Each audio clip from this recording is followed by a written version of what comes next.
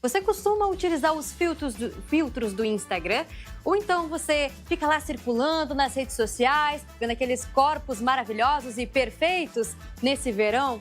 Acontece que a pressão estética que existe no mundo digital hoje acaba sendo bastante forte, inclusive pode levar a algumas doenças mentais em alguns pacientes. E é por isso que nós viemos conversar com a Andréia, psicóloga e coordenadora do curso de psicologia de 2 universidades, também PhD em inteligência espiritual. É isso mesmo, André? Quero começar te perguntando um pouco sobre essa sua especialidade, né? Que às vezes o pessoal tem dúvida.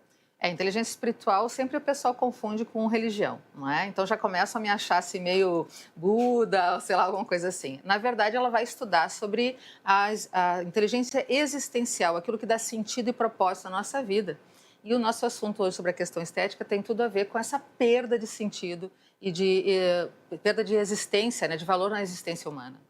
Perfeito. E André, quero já começar te perguntando com uma conversa que a gente teve um pouco antes de começar o programa, que essa pressão estética atinge mais as mulheres do que os homens. Por que isso acontece? As mulheres foram aprendendo durante séculos, né, a servir a sociedade, a servir o pai, aos homens, e elas aprenderam também que elas têm que servir com o seu corpo, com a sua beleza, ornamentar a casa, como se fosse esse um sinal de aceitação. Então, se elas não são bonitas ou não são aceitas por aqueles homens, elas não podem ocupar um lugar de amor ou de respeito, né? Isso ficou no nosso inconsciente coletivo. E por causa disso, as mulheres se sentem uma pressão enorme de serem valorizadas pela sua aparência, para aquilo que elas acreditam que os homens vão valorizar. Nem sempre os homens valorizam essas coisas, mas as mulheres estão tão presas a esses valores que a pressão social por ser bonita supera qualquer coisa. Tanto que a gente diz assim, né? Ah, olha só que legal essa tua namorada, o que tu achou dela? Ah, ela é bonita. Como vem, em primeiro lugar, a beleza, se ela é inteligente, se ela é bacana, se ela tem uma boa família, bons valores, se ela trabalha, isso não parece que tudo fica relegado ao segundo plano, né? Tudo precisa ser pela beleza estética. E isso é bastante profundo para nós mulheres, né? Porque o nosso valor fica somente relegado à nossa aparência. E é uma coisa que nem sempre a gente tem controle. Infelizmente, a gente vê que essa tendência pela pressão estética acaba sendo muito comum. E eu queria aproveitar também para te perguntar, quando a gente fala de pressão estética, de padrão de beleza, do que a gente realmente está falando? Está ali no ramo da cirurgia plástica, está nos filtros do Instagram, tudo um pouco. Como é essa parte, né? O que significa essa pressão estética hoje? Ela foi evoluindo com o tempo, né? Se a gente fosse olhar os padrões de beleza anteriores, as mulheres eram mais gordinhas e isso era colocado como bonito. Está muito ligado à questão cultural. Tem lugares assim mais frios onde a beleza está em ser muito branca, né? Aqui não, aqui é bacana no nosso Brasil ter a marquinha do biquíni, ser bronzeado e tal. Então, o valor de estética e de beleza, ele não existe por si só, ele é cultural. E se ele é cultural, ele muda. O que é bonito hoje pode ser feio amanhã, não é? E a gente está muito preso com um problema muito grande que é a padrão de beleza do Instagram, da televisão, dos filmes, das redes sociais, que é impossível de ser alcançado porque ele não existe. Lá todas as fotos são feitas para serem maquiadas, arrumadas, trabalhadas. O pessoal aí que trabalha com essa área, vocês que trabalham com essa área já sabem disso, que toda a imagem é manipulada. E as pessoas olham, sabem disso, mas acreditam que não, que de alguma forma, sabe, no inconsciente parece que acredita. Não, alguma coisa tem que ser por aí. Para eu ser aceita, porque a beleza, a busca da beleza está por aceitação, né? Não ser rejeitada, eu tenho que ser como todo mundo é. Como todo mundo é o que eu estou vendo nas redes sociais. Só que isso não existe. Esse rosto que não envelhece, esse rosto que não tem rugas, que não tem manchas, que não tem expressão, não tem olheira, um corpo que não tem celulite, que não tem barriguinha, isso não existe. Então, nós estamos presos a algo inexistente, impossível de alcançar e que causa uma frustração enorme, principalmente para o pessoal que é mais novo. Exato. E sabe, André, eu até brinco com as minhas amigas, sempre que eu tiro alguma foto de biquíni, assim, nunca é no momento que eu tô indo pra praia. Algum dia que eu tô maquiada, que eu tô arrumada, boto o biquíni, tiro umas fotos e fico usando depois elas o verão todo. Porque a gente não vai pra praia daquele jeito, né? Maquiada, arrumada, com um babyliss no cabelo. Exato. Isso é realmente algo pra rede social. Infelizmente, tem muita gente que faz isso, mas acaba não falando, né? Que se produziu especialmente pra tirar uma foto. Fingem que a vida é aquilo mesmo. Queria aproveitar pra te perguntar também se isso é de geração em geração, se isso muda, esse impacto para os mais novos, para os mais velhos, porque você mencionou, né? Os mais novos acabam se afetando mais com isso. Você pode nos trazer um pouco dessa comparação Sim. em cada geração? Porque como essa geração mais nova está muito conectada com o Instagram, com o Facebook, com a rede social num todo, né? Ela passa a acreditar que aquilo que está ali é verdade.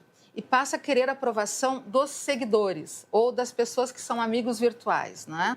É muito comum tu confundir a tua importância com o número de pessoas que te seguem ou que te apoiam ou que fazem comentários.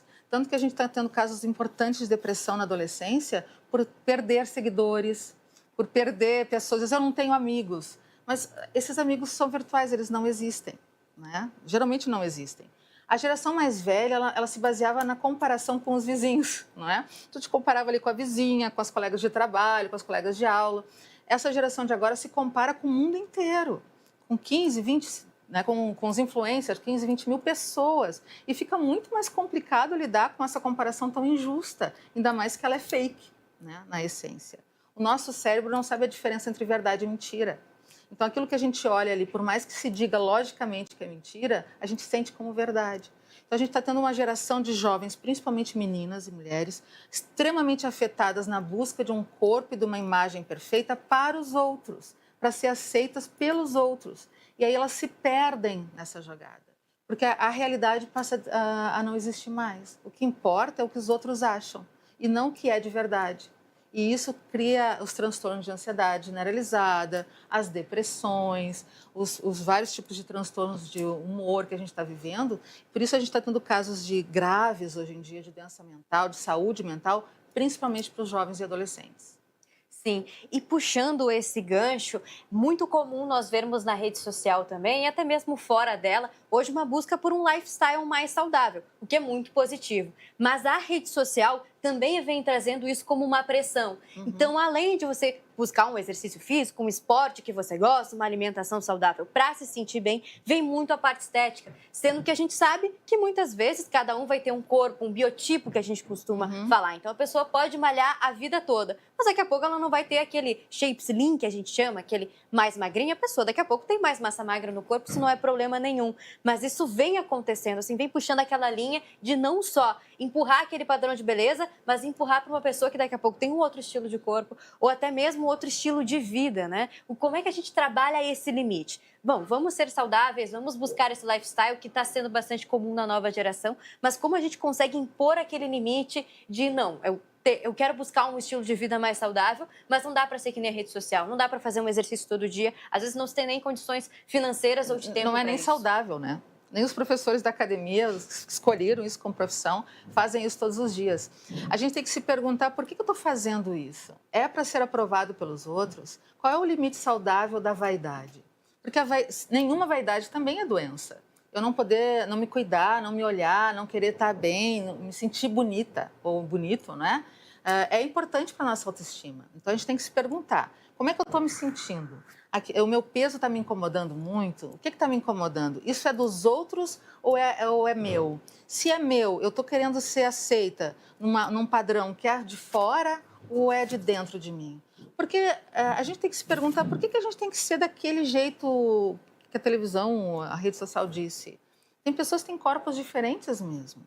Qual é o limite que eu tenho que ver? É me conhecer, ver qual é a minha história e ser amada pela pessoa que eu sou, pelo jeito que eu sou, e não do jeito que os outros querem que eu seja. O que é pior é que as mães também foram criadas desse jeito, as mães e os pais também cobram essa aparência. Quanto mais vazia é a vida dessas pessoas, mais elas vão estar ligadas com essa pressão para ser o belo e o bom e a vida conforme as redes sociais dizem. Eu tenho que parar de seguir o que as pessoas falam. Eu estou falando isso contra mim, porque eu também estou nas redes sociais, eu também falo e dou dicas de comportamento, de saúde mental, mas a gente tem que parar de ver esse conteúdo raso que quer te vender uma coisa que não existe. Parar de ouvir pessoas que são blogueiros ou são, sei lá, influenciadores que não são nada a não ser influenciadores. Vamos ouvir pessoas, vamos tentar ver mais profundamente o que as pessoas estão querendo dizer. Porque a gente está começando a viver um vazio existencial. E esse vazio existencial leva a gente para uma vida vazia. Daqui a pouco vocês vão acordar com 40 anos e dizer, o que eu fiz da minha vida? Só o que os outros quiseram. E eu não falo isso só teoricamente, tá, gente? Isso aconteceu comigo também. Diferente, eu sou de uma geração, sou bem mais velha, né? Eu tô com 55 anos. Eu estudei porque todo mundo estudava. Eu casei porque todo mundo casava. Eu tive filho porque todo mundo tinha filho. Eu comprei uma casa e um carro porque todo mundo comprava uma casa e um carro. E aos 40 anos eu disse, e agora? O que eu faço da minha vida? Eu fiz o que todo mundo dizia que uma mulher na minha geração tinha que fazer. Estudar, casar, ter filhos, ter casa, carro. E aí? Né? Eu nunca tinha me perguntado, e aí? E eu entrei numa depressão que eu acordava de manhã e dizia assim, ai, mais um dia, que saco. O que eu vou fazer desse dia? Trabalhar? Nem os meus filhos, que eram pequenos, eu conseguia ter, sabe, aquela alegria, aquela vontade. E aí aconteceu comigo, sendo psicóloga, ter que olhar para mim e dizer assim, o que eu estou fazendo da minha vida? Que padrão é esse que eu busquei de fora? Eu estava no vazio existencial, eu fiz o protocolo. E se eu não tivesse encontrado um novo caminho, resetado, começado a buscar o que era importante para mim, não só fisicamente, mas mentalmente, emocionalmente, em termos profissionais, eu estava morta já. Porque isso é viver morto, não é? É viver sem vida. Então, eu já digo para vocês, não é uma coisa que acontece só para alguns, acontece para todos nós, se a gente se perde no fora. Isso é inteligência espiritual, né? É não olhar para fora e ter o padrão de fora. É olhar para dentro e encontrar um padrão que seja meu, porque a minha felicidade não é a tua. Se para mim, talvez, tomar vinho todo dia, que eu gosto de tomar vinho todo dia, vai me deixar um pouquinho gordinha, é o preço que eu quero pagar, porque eu não quero abrir mão de tomar o vinho todo dia, né? Agora, se para ti é mais importante ser mais magrinha, isso não quer dizer que isso seja ruim ou que tu esteja presa a estereótipo. É um valor para ti. O jeito que eu vivo a minha vida não serve para ti, e o teu jeito não serve para mim. Essa é a beleza da nossa humanidade. A gente tem que encontrar o nosso jeito e parar de se comparar com esse bando de gente, porque a gente não é tudo igual. Não dá para ter a vida tudo igual, o corpo tudo igual, o cabelo tudo igual. Não dá. Então, vamos encontrar o sentido que é só meu. Aí eu preciso olhar para mim. Né? André, que relato, né? Como psicóloga, passar por isso, se reinventar, se refazer na vida, isso é muito importante. Nós conversamos muito sobre rede social, mas você que também é de uma outra geração, a gente conversou ali também um pouco sobre vizinhança, sobre televisão. Além da rede social, de onde vem essa pressão? A pressão de ser bonita, bela, magra? De tudo que você falou aqui. Essa pressão vem de uma necessidade da gente se adaptar. O ser humano, desde que ele começou a se organizar nas cavernas, olha, parece uma coisa, mas o nosso cérebro funciona assim. A gente sabia que a gente precisava sobreviver. E para sobreviver, a gente precisava conviver em comunidades para se proteger. Só que a gente passou milênios e a gente continua com esse mesmo processo de pensamento. Eu tenho que ser igual à minha tribo. Então, se toda a minha tribo se veste preto, eu me visto de preto. Se toda a minha tribo usa o Instagram o tempo inteiro, eu uso o Instagram o tempo inteiro. Se a gente vai na universidade, a gente consegue perceber as tribos. Vocês já viram? Quando a gente vai sei lá, na PUC, URGS, na UNBG, onde eu trabalho, no FTEC, o pessoal da educação física tem um jeito, o pessoal da saúde tem outro jeito. A gente olha de longe, sabe? O pessoal do cinema tem outro. Né? O pessoal do jornalismo tem outro jeito, a gente identifica. Nós temos necessidade de pertencer. Mas quando esse pertencimento começa a ser ultrajante, começa a mexer com os meus valores, a mexer com a minha vida, é aí que a gente tem que acender o sinal vermelho para nós. Porque pertencer não era a qualquer custo. Ser igual é uma coisa adolescente. Os adolescentes é que têm necessidade de ser igual a todo mundo. Ser adulto é pertencer a um grupo que a gente goste, que a gente comune com os valores, mas sem perder a nossa individualidade. Isso é ser adulto. Então, tem gente de 50 anos que ainda é adolescente. Sim. E quando a gente pensa nas consequências que essa pressão pode exercer na gente, quais doenças que podem ser ocasionadas por conta disso? A gente estava conversando, né? A OMS, a Organização Mundial de Saúde, identificou que o brasileiro é o que mais tem depressão e ansiedade. Nós temos, se eu não me engano, 61% de brasileiros declaradamente deprimidos e 59% com ansiedade. Todo quadro de ansiedade vai levar ao quadro de depressão. Pessoas muito ansiosas não aceitam a realidade como ela é. Querem que a realidade seja de outra forma. Não é que a gente tem que ser passivo, mas a realidade é. E eu tenho que aprender a me mover como eu posso dentro da realidade e não transformar a realidade numa coisa que não existe. Então, as pessoas que começam a ter essa pressão social, o Instagram, o Facebook, né, começarem a usar isso como parâmetro para a sua vida, elas vão desenvolver ansiedade e então são candidatas à depressão e candidatas a uma coisa muito mais grave, que é querer sair desta vida. A gente não vai falar a palavra, como vocês entenderam, né? Nós estamos, o Brasil também está figurando nos últimos 10 anos como um campeão entre os 10 países que promovem esse desejo de sair da vida. E são pessoas que querem sair da vida, não é a periferia, não é os adolescentes de 14, 15 anos. São pessoas, geralmente de etnia branca, bem-sucedidas financeiramente e que conseguem ter muita dificuldade de se sentirem pertencentes a uma realidade. É assustador pensar que as pessoas entre 25 e 35 anos viveram com essa pressão social, querem desistir da vida. E que o Brasil começa a figurar entre os 10 países que têm mais questões relacionadas a isso. Só que isso começa na adolescência, quando o seu filho, a sua filha, para quem tem filhos adolescentes, começam a realmente se sentir muito pressionados a estar sempre fazendo procedimento estético, a fazer essa tal da harmonização facial, como se a harmonia estivesse em ser igual a todo mundo. Aliás, é bonito ser não simétrico, né? A assimetria nem é bonita, gente. Tudo igual, nem tem padrão. O que seria do branco se não fosse o azul? O que seria do preto se não fosse o amarelo? A gente fala isso, né? O que seria da noite se não fosse o dia? Então, por que a gente tem que fazer tudo igual? Então, preste atenção nas pessoas com quem tu convive, se elas ficam gastando muito do seu tempo em academia, em procedimentos estéticos, muito preocupados em fazer coisas para se parecer igual a todo mundo, já que os artistas fazem harmonização facial, porque as pessoas fazem plástica. Eu me dei conta esses dias que eu sou a única pessoa da minha idade que ainda não fez nenhum procedimento estético. Eu vou ter que fazer, eu acho, para me inteirar. Eu não fiz nenhum botox, eu não fiz nada. Mas eu também não queria ficar com a cara engessada, sabe? Sem expressão. Mas tudo bem se a pessoa faz, para se sentir bem.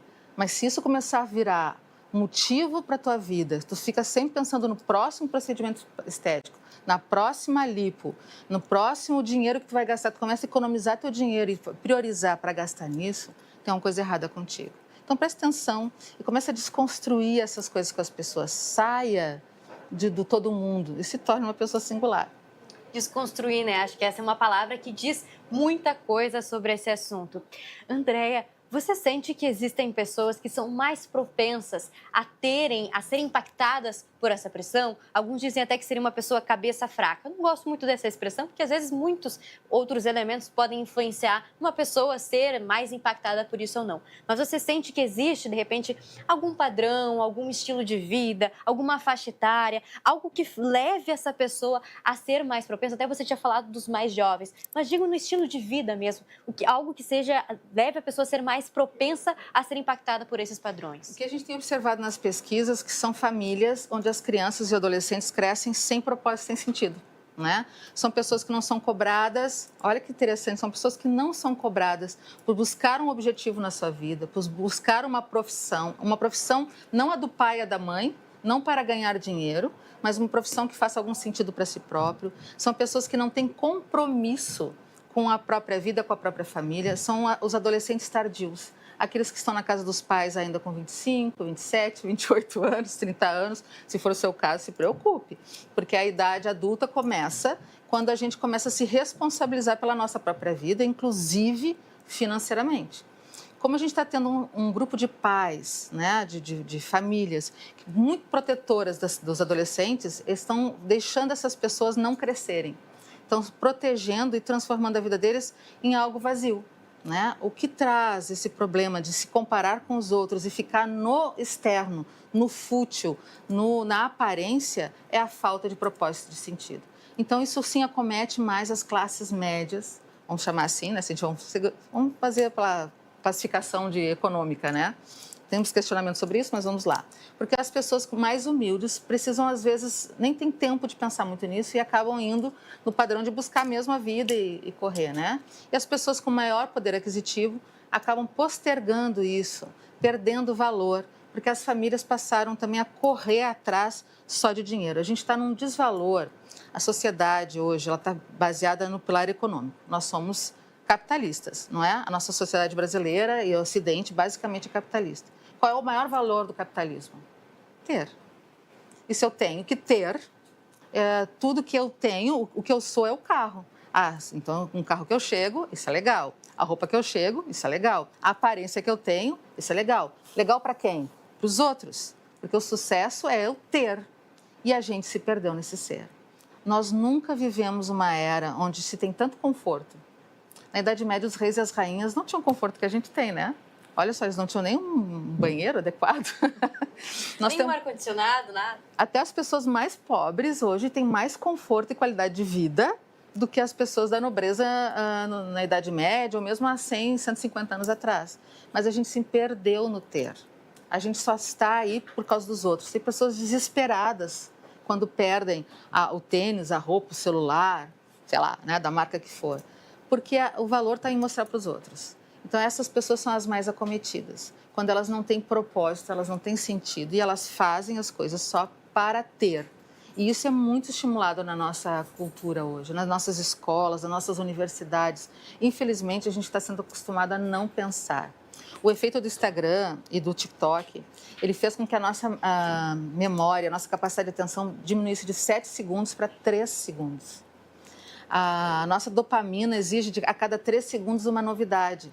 Muitas pessoas não vão conseguir nem estar acompanhando o que a gente está conversando aqui. Se estiverem ouvindo o que a gente está falando, vão estar jogando no celular ao mesmo tempo, porque elas estão precisando de estímulo o tempo inteiro. Nós somos treinados a rolar a página e a precisar de 3 em 3 segundos alguma dopamina para se animar. A gente tem que ir contra isso. A gente tem que começar a voltar a estimular o nosso cérebro.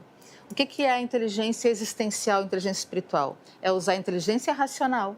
Quer dizer, usar a nossa inteligência, a nossa capacidade de raciocínio para pensar na vida, a nossa inteligência emocional para poder ter relação com as pessoas, construir relações positivas, e inteligência espiritual para construir uma vida que tenha sentido e que faça sentido. Se a gente constrói uma vida vazia, a gente entra em desespero.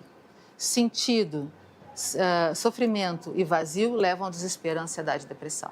E nós estamos com uma população doente emocionalmente, muito doente. Nós nunca estivemos com uma população tão doente. Antes a gente tinha população, né? A minha geração dos anos 60, 70, ela era uma geração recalcada, traumatizada e recalcada. Hoje a gente está com uma geração que não tem parâmetro. O parâmetro ele é irreal, ele é pela rede social, inatingível. É uma geração vazia, sem sentido e sem propósito. E isso é preocupante. Que isso gera uma frustração, né? Exato, porque daí a vida fica frustrante, porque eu nunca vou alcançar aquele padrão dos grandes jogadores que ganham milhões.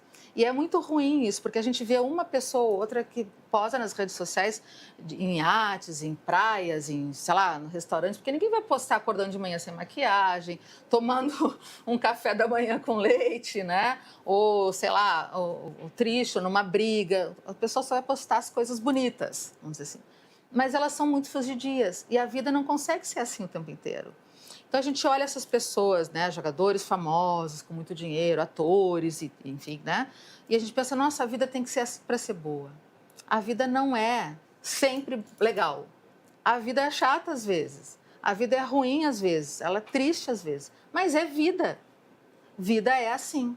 Esperar que a vida seja sempre legal, maravilhosa, sempre lá no topo, uhul. Isso é doentio, isso é inexistente. É impossível. Então, vamos voltar para uma vida possível? É o convite que eu faço, né? Convite feito e aceito.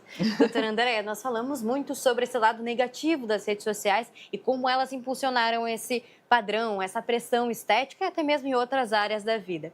Mas queria te perguntar também sobre como a gente pode ver as redes sociais de uma maneira positiva. Afinal, todos nós usamos todos os dias, ou pelo menos grande parte da população é usuária de alguma rede social, então não tem como ignorar ela. Não dá para sair dela. Exato. Eu, se sair da rede social, não tenho mais paciente.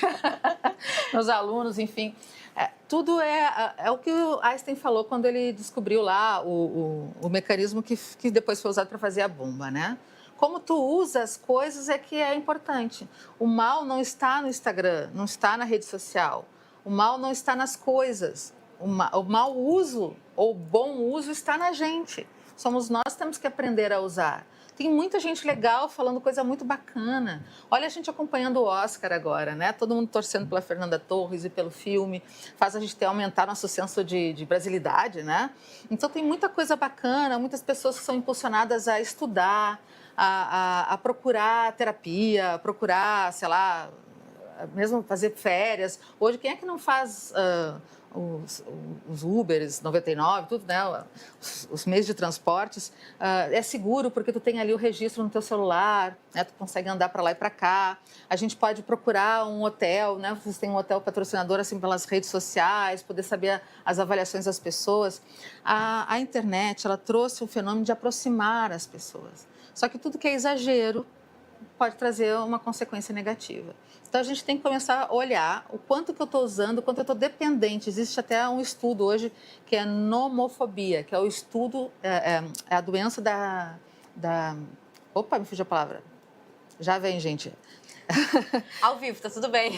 Nomofobia é a doença das redes sociais, a pessoa usar demais. Esqueci, fugiu a palavra, mas vocês entenderam, né? Dependentes. Pronto, voltou.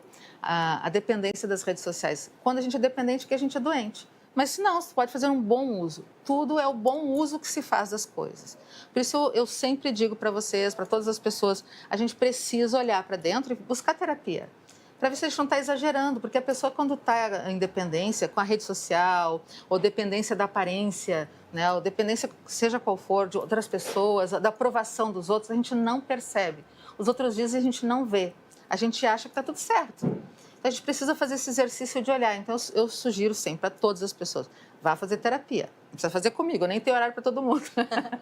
Mas vá fazer terapia. Terapia para pessoas saudáveis, que vão olhar para dentro de si e encontrar o seu caminho. Não é? A gente tem vários exemplos de pessoas que foram buscar esse caminho de dentro, né? de olhar para dentro, para poder olhar o mundo com outros olhos. Não sei se te respondi. Respondeu muito bem. Doutora Andréia, só tenho a agradecer essa entrevista maravilhosa que você concedeu pra gente e a gente vai se encaminhando para o final dela. Mas, antes, quero, por favor, pedir para você passar um conselho, uma orientação realmente. Para quem assistiu a gente, sente que está em um momento que está em muita pressão estética, emocional, sente que a vida já não está fazendo mais o sentido que deveria fazer. Qual o conselho que você dá para essa pessoa? Eu pediria para as pessoas olharem assim, se aquilo que te faz feliz é o que está fora de ti, tem uma coisa errada. Pensa assim, se tu perdesse a tua casa hoje, a tua vida acabava? Se tu perdeu o teu emprego hoje, tua vida acaba? Se tu perdeu o namorado ou a namorada, acaba? Se tu perdeu o status que tu tem, a tua vida acaba? Então a tua vida está fora, você está dependendo das coisas para ser feliz. E aí o resultado vai ser sempre ruim. Então, olha para dentro de ti e que tu dependa somente de ti, daquilo que está dentro do teu coração e da tua vida para ser feliz. Então, constrói a tua vida na felicidade, não o tempo todo, não permanente, mas uma vida construída para a felicidade. Que vai ter bons momentos e momentos não tão bons, mas tu sabe que daí só depende de você e de mais ninguém. Esse é o conselho que eu te dou.